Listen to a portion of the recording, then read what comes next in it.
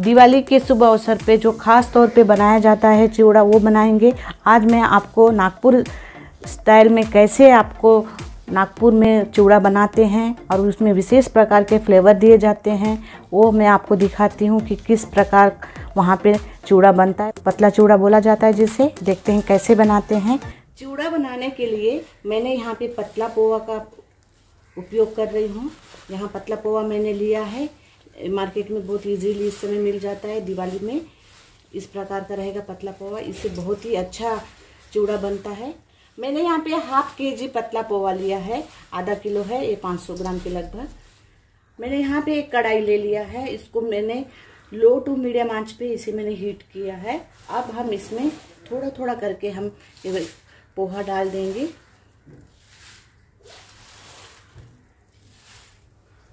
अब इन्हें हल्के से हमें इन्हें भूनना है और इस समय गैस का फ्लेम बहुत ही धीमा रहेगा, लो टू मीडियम रहेगा। मध्यम आंच पे ही हमें इन्हें भूनना है, बहुत तेज आंच पे हमें नहीं भूनना है। और ये बहुत जल्दी हो जाता है, हल्के हाथों से इन्हें हिलाना है हमें इस तरह से। देखिए अब हमारा पोहा अच्छे से श्रिंक हो चुका है, अच्छे से मतलब ये भून चुका है। देखिए इस प्रकार का, और बस हमें इसी तरह भूनना है। यहाँ पर मुझे 4 से 5 मिनट लगे हैं और मध्यम आंच पे ही हमें भूनना है, बहुत तेज़ आंच पे नहीं भूनना है, नहीं तो ये जल जाएगा और उसका फिर फ्लेवर कड़वा सा आएगा। धीमी आंच पर हमें भूनना है। देखिए अच्छे से ये सिंक हो चुका है, इस प्रकार अच्छे से सिंक हो चुका है। अब हम इसे दूसरे प्लेट में ट्रांसफ़र कर लेंगे और दूसरा बैच हम ले लेते हैं।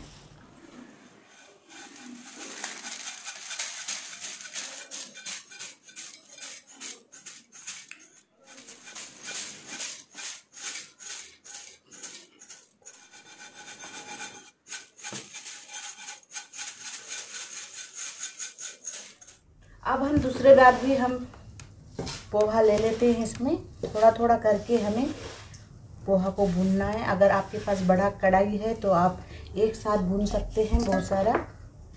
इसे लो टू मीडियम आंच पे ही हमें भूनना है।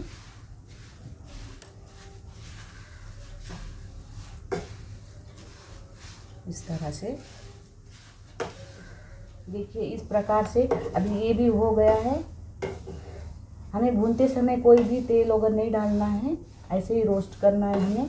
और ये बहुत जल्दी हो जाता है, 4 से 5 मिनट के अंदर हो जाता है। अब हमारा पोहा अच्छे से भून चुका है। देखिए कितने अच्छे से कुरकुरा हुआ है और इसका आवाज़ भी बहुत अच्छे से आ रहा है।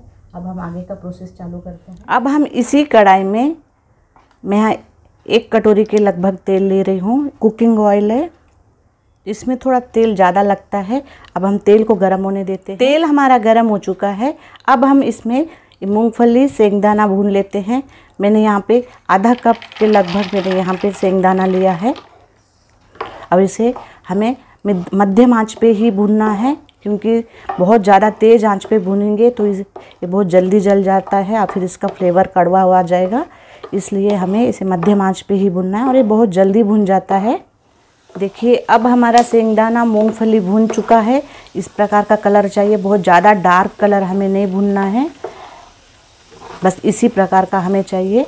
और अब हम इसे निकाल लेंगे एक प्लेट में।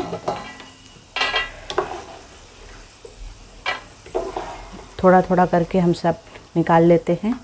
अब हम सूखा नारियल को भून लेते हैं। मैंने यहाँ पे सूखा नारियल लिया है, इसे ऐसे स्लाइस में काट लिया है। अब हम इसे भून लेंगे। ये भी मध्यम आंच पे ही भुनना है और ये बहुत जल्दी हो जाता है। बस इसका कलर गोल्डन कलर हो जाए, इतना ही भुनना है, बहुत ज़्यादा नहीं भुनना है।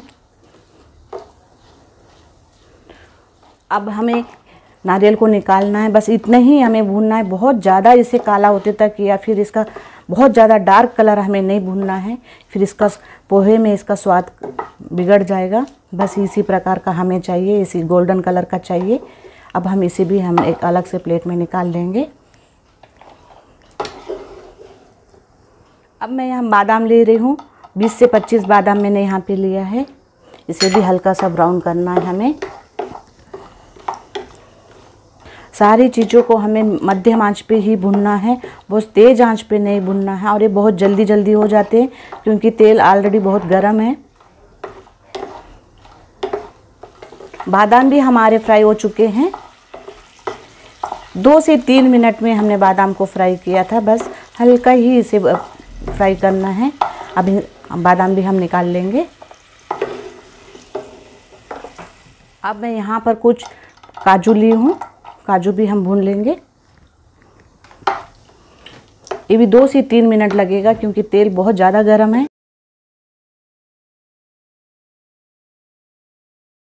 काजू को बहुत ज़्यादा डार्क नहीं करना है, हल्का ही 2 से 3 मिनट तक ही भूनना है, मध्यम आंच पे ही। अगर बहुत ज़्यादा इसको भून लेंगे तो फिर उसका कलर भी बहुत चेंज हो जाएगा और स्वाद भी थोड़ा सा अलग आएगा। अब हमारे काजू भी हो चुके हैं, देखिए इस प्रकार का कलर हमें चाहिए। अब हम काजू को भी निकाल लेते हैं।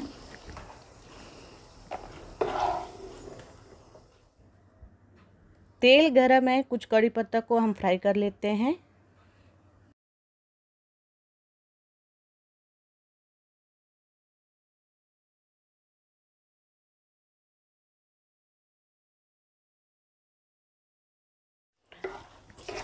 कड़ी पत्ते को तेल में फ्राई करके डालने से बहुत अच्छा फ्लेवर आता है, बहुत अच्छा खुशबू आता है और बहुत ही कुरकुरा होना चाहिए, इसलिए इसे तेल में एक बार फ्राई करके लेते हैं तो बहुत अच्छा होता है।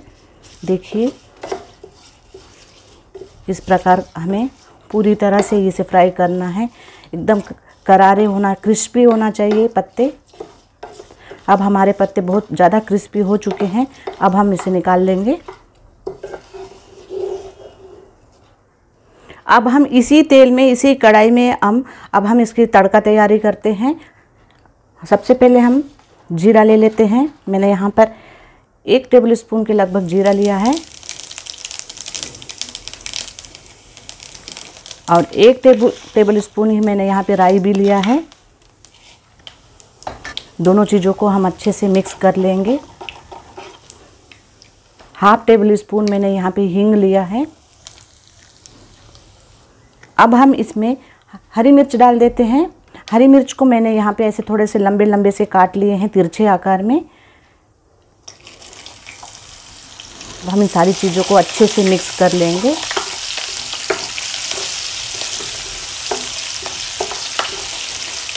इस समय गैस का फ्लेम लो टू मीडियम रहेगा।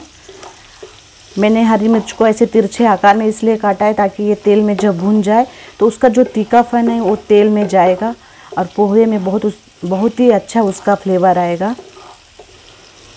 और जब पोहा खाते समय मिर्ची आता है बीच बीच में तो बहुत ही अच्छा फ्लेवर आता है। देखिए इस प्रकार हमें हरी मिर्चों को एकदम क्रिस्पी होते तक भूनना है, इसलिए गैस का फ्लेम हमें इस समय लो टू मीडियम आंच पे ही रखना है। अब इस समय मैं यहाँ पे भुना हुआ चना, जिन्हें फुटाना भी बोलते हैं या फ्राई दाल बोलते हैं, ये डाल देते हैं। अब हम इसे भून लेंगे। सारी चीज़ों को हम अच्छे से भून लेते हैं। फुटाना फ्राई दाल बहुत जल्दी भून जाता है और इसे भूनने की ज़रूरत भी नहीं है, आप इसे बिना भुने भी डाल सकते हैं। अब हमारा चने अच्छे से भून चुके हैं। इस स्टेज पे मैं यहाँ पे 7 से 8 लहसुन लिया है और उसे मैंने यहाँ पे ऐसे लंबे लंबे से स्लाइस में काट लिया है। अब ये डाल देते हैं, इससे बहुत अच्छा फ्लेवर आता है। इसे धीमी आंच पे भूनना है। लहसुन की जगह आप प्याज भी डाल सकते हैं। प्याज को पहले तेल में बहुत डीप फ्राई कर लेना है और उसको फिर बाद में डालना है, उसका स्वाद अलग ही होता है।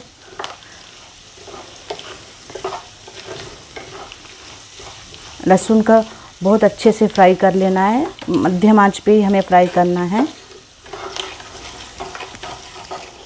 देखिए अब हमारे सारे अच्छे से मिक्स हो चुके हैं और अच्छे से फ्राई हो चुका है। लहसुन की खुशबू बहुत अच्छा आ रहा है इस समय।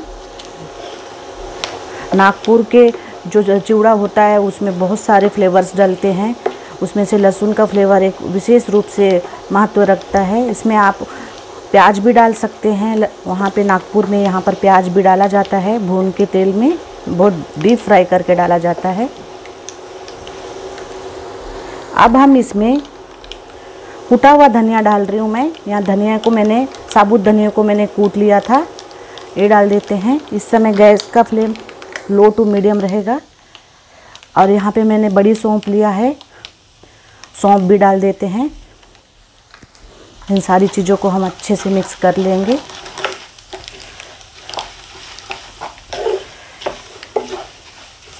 बस आप विशेष ध्यान रखिए कि गैस का फ्लेम एकदम लो टू मीडियम रहेगा। तेज़ आंच पे सारे मसाले जलने का डर रहता है।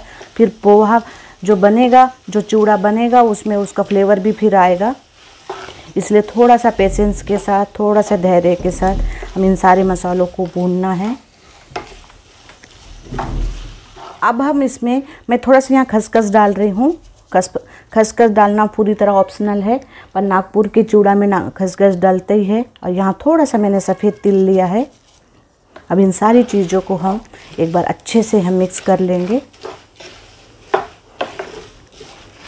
बहुत सारे मसाले, बहुत सारा फ्लेवर इस चिवड़े में रहेगा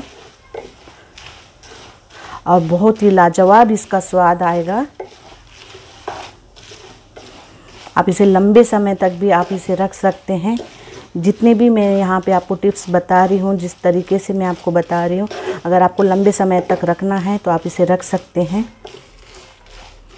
अब हम इसमें कुछ सूखे मसाले डाल देते हैं।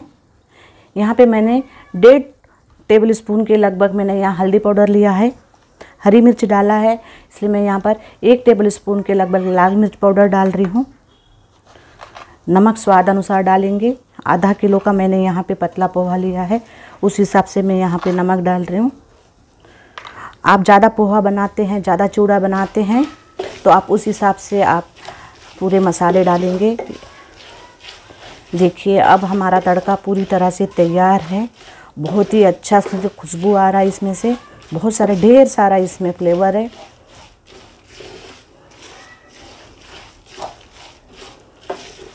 देखिए अब हमारा तड़का तैयार है। अब हम इसे पतला पोहा में इसे ट्रांसफ़र कर देते हैं।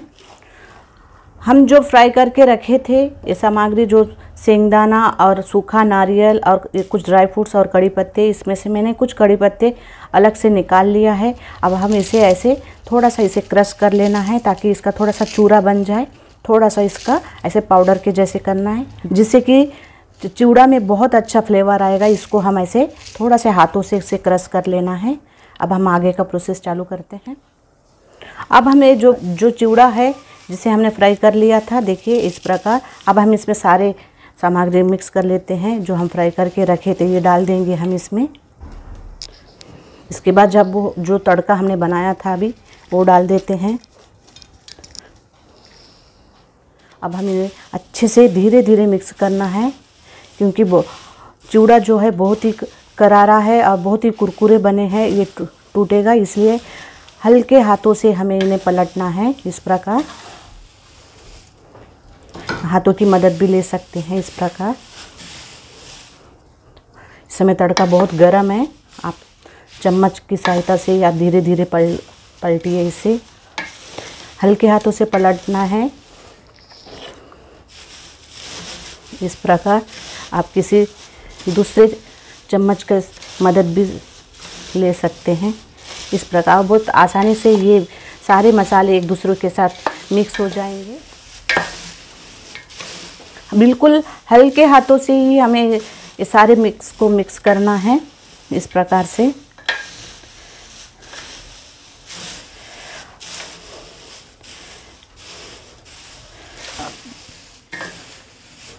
देखिए अब हमारा सारा मसाला, सारा तड़का पोहे में मिक्स हो चुका है। बिल्कुल भी चिवड़ा टूटा नहीं है, बहुत ही करारे है। देखिए एकदम कर कर की आवाज़ आ रही है इसमें से। देखिए इस प्रकार आप 2 चम्मच की मदद से अगर आप मिक्स करते हैं तो बहुत इजीली ये मिक्स हो जाएगा। और आहिस्ता आहिस्ता हमें मिक्स करना है। अब हम इसमें थोड़ा सा फ्लेवर और दे देते हैं। जो हम करी पत्ता फ्राई करके रखे थे उसका मैंने यहाँ पे ऐसे पाउडर के जैसा चूरा बना लिया है, इसे डाल देंगे। ऐसे पाउडर बहुत अच्छा फ्लेवर आता है। अब हम इसमें 1 टेबल स्पून के लगभग मैं यहाँ पर पिसा हुआ चीनी डाल रही हूँ। शक्कर को मैंने यहाँ पर पीस लिया था। ये पूरी तरह ऑप्शनल है, अगर आपको चाहे तो डाल सकते हैं, अगर नहीं तो नहीं डाल सकते हैं, पर इससे खट्टा मीठा का स्वाद बहुत अच्छा से आएगा। और नमक को ये बैलेंस करेगा।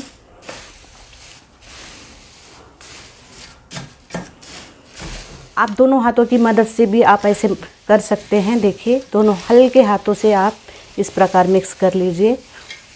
अब हमारा पतला पोहा बनके तैयार है। पतला चिवड़ा नागपुर का देखिए इस प्रकार का आवाज़ आना चाहिए। अब हम लंबे समय तक करारे बनाए रखने के लिए एक बार फिर से वही कढ़ाई में थोड़ा थोड़ा चिवड़ा को ले लेंगे और हल्के हाथों से हम इसे 2 से 3 मिनट के लिए ऐसे भून लेंगे। फिर से हल्का सा गरम कर लेंगे, थोड़ा सा रोस्ट हो जाएगा ये। उसके बाद आप इसे एयर टाइट डब्बे में बंद करके लंबे समय तक आप इसे रख सकते हैं और ये इसी तरह से करकरा बना रहेगा। इसका क्रिस्पी ऐसे ही रहेगा ये, और बहुत ही ये स्वादिष्ट भी रहेगा। लंबे समय तक बनाए रखने के लिए एक बार इसे आप दोबारा ऐसे एक बार फ्राई कर लीजिए। बिल्कुल लो टू मीडियम आंच पे ही हमें करना है इस प्रकार। अब हमारा ये पतला पोहा चिवड़ा बनके तैयार है। लीजिए अब हमारा नागपुर स्टाइल पतला चिवड़ा बनके तैयार है। ये खाने में बहुत टेस्टी है, इसका स्वाद बहुत ही लाजवाब है। आप और उसमें बहुत सारे फ्लेवर्स है इसमें। आप ज़रूर ट्राई कीजिए। अगर आज आपको मेरा वीडियो पसंद आया है तो लाइक कीजिए, शेयर कीजिए और सब्सक्राइब कीजिए। Thank you.